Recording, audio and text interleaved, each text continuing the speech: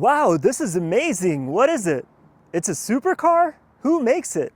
20 odd years later, the Toyota gods finally answered our prayer and gave us a brand new Supra once again.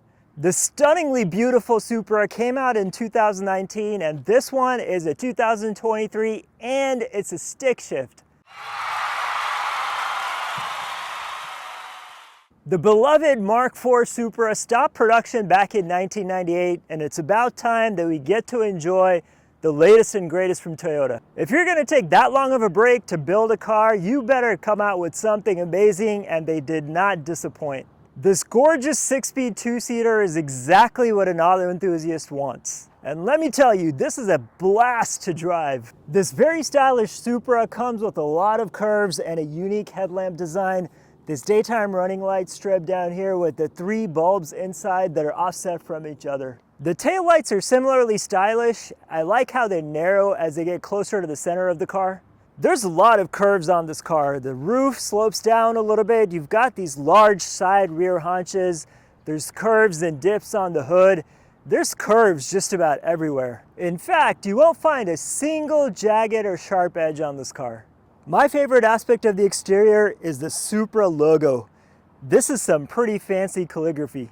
There's a lot of things on the outside of the car that I absolutely love, but now let me show you all the things that I don't like. The Supra was built in partnership between BMW and Toyota, and you would think that all of those years of R&D and engineering, surely they could have put in real hood scoops and real intakes instead of fake grills. This whole piece right here seems like a complete afterthought, something that was slapped on at the last second, and it comes with another fake grille. And this bulging spoiler back here just looks awkward and out of place. Those few things take away from an otherwise fantastic looking machine. When you design a sports car that looks as good as the Supra does, you have to make some compromises.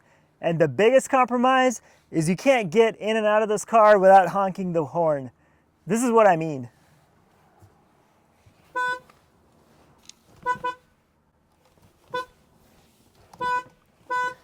Because it's such a tight squeeze in here, you have to use the steering wheel for support, and what inevitably happens is your arm keeps bumping against the horn. This is a demanding car, but you know what? I don't care, because this is a 3-liter turbocharged inline-6, 382 horsepower. I don't care how much of a struggle it is for me to get in and out. I'm gonna love this thing. On the inside of the car, that's where the BMW parts of it become a lot more apparent. The interior buttons and the stack and everything, this is all clearly BMW. The center console with the switch dial and these buttons, the layout, this is all taken from how BMWs normally design their cars. Storage space in this car is extremely limited. You have no center console area, and the cup holders are here, which is not the best place, especially if you have a stick shift. As you're shifting gears, you're gonna keep hitting stuff that's back here, so you're better off not having anything in the cup holders. Whatever you do, don't have a hot steaming cup of coffee back here. If you do, it's gonna spill, and then you'll have no choice but to sue McDonald's. You do have a wireless charging area in here for your phone, and I like the carbon fiber finish that's in the center area. With most cars, they don't have really good seats because in the lower back area, they never support you that well. These are some of the best seats that I've sat in, primarily because of how much support you have in your lower back area. There's a lot of benefits of Toyota partnering with BMW because they got so much stuff out of the BMW parts bin. The quality and materials are as good as you would expect in a BMW, certainly much better than what you would see in a standard Toyota. And the most important thing of all is the door thunk. This has typical German engineering door thunk. What I love about being in here is it feels like a true sports car, all about the driver, but it does feel a little claustrophobic with the black interior and with the doors closed. There's a lot that kind of comes over you and you just feel trapped in a sense. The windows are not that big, the visibility is limited. So if you have any fear of being trapped in tight spaces, then this car might make you feel agitated. This screen is straight out of BMW, although it's a little weird that the screen is pointing straight. You would think that it would be tilted a little to the driver, but it's not really. This Supra does have a couple of driver assistant features, pretty basic, like steering wheel vibration and driver attention control. You can adjust the suspension, steering, and engine performance with sport mode, and you can turn off rev matching if you want. This is also a touchscreen, which is nice because sometimes it's easier to just scroll through the menus than trying to use this dial down here. And the screen is perfectly situated from the driver, so it's very easy to go on the screen and do things. The dash is all digital and looks nice. I like that you have the tach in the center and the speedometer on the left side. That's it in terms of tech. Nice and simple, not overly done, just enough to keep you satisfied.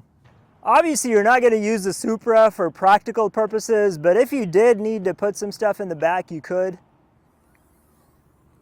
Good amount of room back here. And I like the fact that there's an opening all the way through to the front cabin area. Even the trunk lid has a nice meaty thunk to it when you close it. What can I say? I'm easily amused. Whatever flaws this car had, you don't really think about any of it as soon as you start to drive, because you know why the Supra was built? Just to drive and drive it only.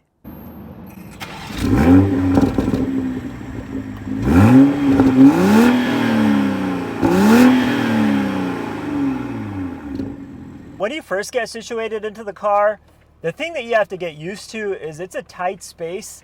The field of view is pretty narrow and constricted, and you feel like the thing's sort of caving in on you. But after you get used to it for a little bit, you forget about it, and then you just get into the Supra and enjoy driving it. The side view mirrors, though, are pretty big, bigger than I would have expected. And then, of course, with the Supra, you've got to be able to drive it in sport mode. So the first thing you have to do is hit the sport mode button. The stick shift in this, of course, makes all the difference. 382 horsepower from a 6-cylinder. You gotta be able to row through the gears, and the back end is a little squirrely. Really, the limiting factor on this car are the tires. If you don't have the best grip, you're gonna be slipping and sliding around.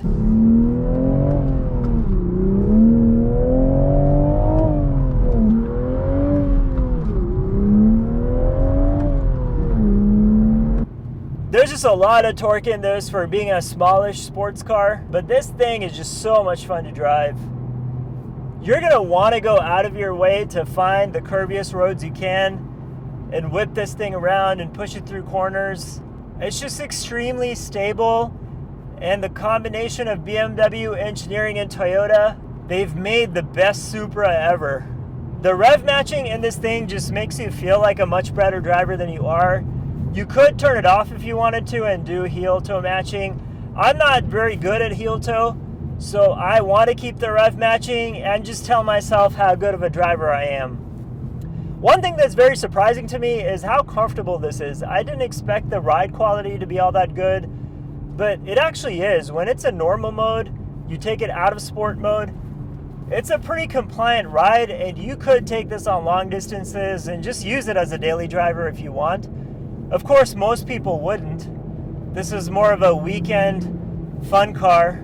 What I like about the Supra is it has enough power to make it really fun to drive on the streets. 382 horsepower is a lot. I mean, you could still have a lot more, like 500-600 horsepower, but so many of the modern cars, the sports cars, just have so much power, you can't really enjoy it anywhere on the streets. This one you actually can. You can shift through a couple gears and actually enjoy it.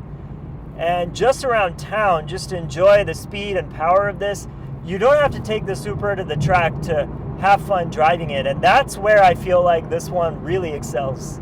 It's a lot of fun to pass cars in this one. All you do is a quick downshift and just fly past people. It's really the stick shift that makes all the difference. A standard automatic Supra probably doesn't provide nearly the same kind of thrill that this car does, and I'm super glad Toyota decided to listen to its audience and build something that they really wanted. This car is so much fun to drive. I'm so glad Toyota decided to bring back the Supra. Despite some of the car's flaws and quirks, it's easy to overlook it just because of how good this thing is. $60,000 might seem like a lot for a Toyota, but this is no ordinary Toyota. BMW and Toyota together have really knocked it out of the park.